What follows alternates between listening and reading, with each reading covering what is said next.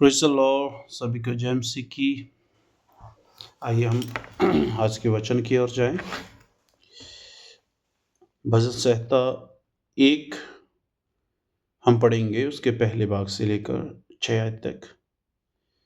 यहाँ लिखा है, क्या ही धन्य है वह पुरुष जो दुष्टों की युक्ति पर नहीं चलता और ना पापियों के मार्ग में खड़ा होता है और ना ठट्ठा करने वालों की मंडली में बैठता है, परंतु वह तो यहोवा की व्यवस्था से प्रसन्न रहता है और उसकी व्यवस्था पर रात दिन ध्यान करता रहता है। वह उस वृक्ष के समान है जो बहती नालियों के किनारे लगाया गया है और अपनी ऋतु में फलता है और जिसके पत्ते कभी मुरझाते नहीं। इसलिए जो कुछ वह पुरुष करे वह सफल होता है। दुष्ट लोग ऐसे नहीं होते, वे उस भूसी के समान होते हैं जो पवन से उड़ाई जाती है।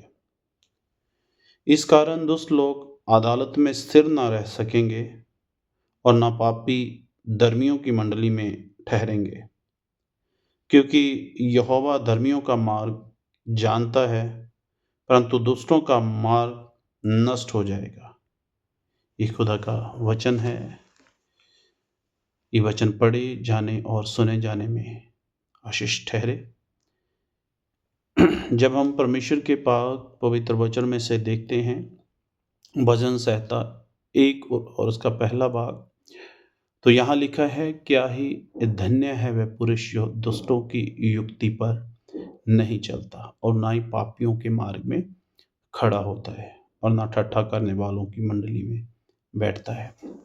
हम जितने भी प्रिय भाई बहन इस वचन को सुन रहे हैं, परमेश्वर का वचन हमें यही शिक्षा दे रहा है कि हम कभी भी दुष्टों की युक्ति पे ना चले, क्योंकि जो दुष्ट लोग होते हैं वो नहीं चाहते कि कोई भी परमेश्वर की ओर मुड़े, कोई भी परमेश्वर की बातों को सुने, कोई भी परमेश्वर की बातों को अपने जीवन में लागू करे। इसलिए प्रिय भाइयों और बहनों, जो दुष्ट लोग होते हैं वो हर वक्त हर क्षण परमेश्वर से लोगों को उखाड़ने की कोशिश करते हैं, उनको बहकाने की कोशिश करते हैं, उनको परमेश्वर से दूर रखने की कोशिश करते हैं। सो इसलिए जो भजनकार है, लिखने वाला भजनकार भी कहता कि वो ब्लेसड है, धन्य है वो जो दुष्टों की युक्ति पर नहीं चलता और ना पापियों के मार्ग में खड़ा होता है।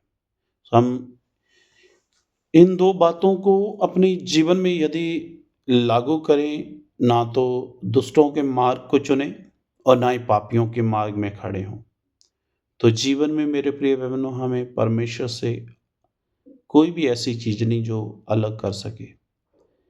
क्योंकि जो दुष्टों की चाल चलते हैं, पापियों के मार्ग में चलते हैं,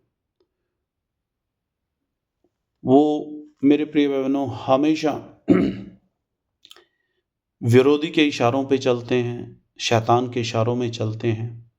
लेकिन जो धर्मी मनुष्य होता है वो क्या करता है, यहोवा की व्यवस्था में प्रसन्न रहता है। उसे अच्छा लगता है कि वो परमेश्वर के आगे अपने घुटने टेके।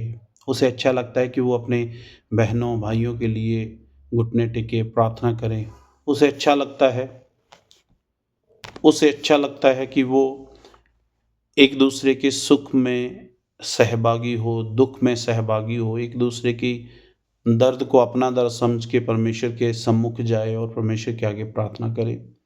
तो इस प्रकार से जो धर्मी लोग होते हैं, जो ब्लेसड लोग होते हैं, वो हर वक्त दूसरे के लिए सोचते हैं कि दूसरे का जीवन जो है वो ब्लेसड जीवन हो जाए। इसीलिए परमेश्वर का वचन कहता है कि जो धर्मी मनुष्य होता है वो उस वृक्ष के समान होता है जो बहती नालियों के किनारे लगाया गया। सो यस मेरे प्रिय भाई बहनों, जो अच्छा वृक्ष होता है, जो अच्छा पेड़ होता है, उसमें अच्छे फल लगते हैं। इसलिए आप जितने भी प्रभु के बेटे, प्रभु की बेटियाँ इस वचन को सुन रहे हैं, आप भी एक अच्छे वरिष्ठ की तरह अपने आप को तैयार करें। परमेश्वर से अपने आप को कभी अलग ना करें। जो परमेश्वर का वचन कहता है, उसे हमेशा मानें। क्योंकि वचन में लिखा है कि जो दुष्ट लोग होते हैं, वो पता कैसे होते हैं? वो भूसी के समान, है ना? भूसी के समान होते हैं, जो पवन से उड़ाए जाते हैं। कहने का मतलब वो कभी स्थिर नहीं रहते। वो आज यहाँ है, कल वहाँ है, कल वहाँ है, परसों ही कहीं और है। तो इसलिए परमेश्वर का वचन कहता है कि इस कारण दुष्ट लोग अदालत में स्थिर ना रह पाएँगे, है ना? और पापी धर्मियों की मंडली में ना ठहरेंगे। क्योंकि धर्मियों का मार्ग क्योंकि परमेश्वर जो है, यहोवा जो है, वो धर्मियों का मार्ग जानता है, परंतु दुष्टों का मार्ग नष्ट हो जाएगा। तो हम सब जितने भी प्रभु के बेटे-बेटियाँ जिन्होंने प्रभु यीशु मसीह को अपना मुक्तिदाता, उद्धारकर्ता ग्रहण करके माना है, वो इस बात को जानें कि उनका जीवन जो है वो परमेश्वर की ओर से ब्लेस्ड हो चुका है। अब उन्होंने अपने जीवन को क्या करना है जीवन को क्या करना है? सँभालना है।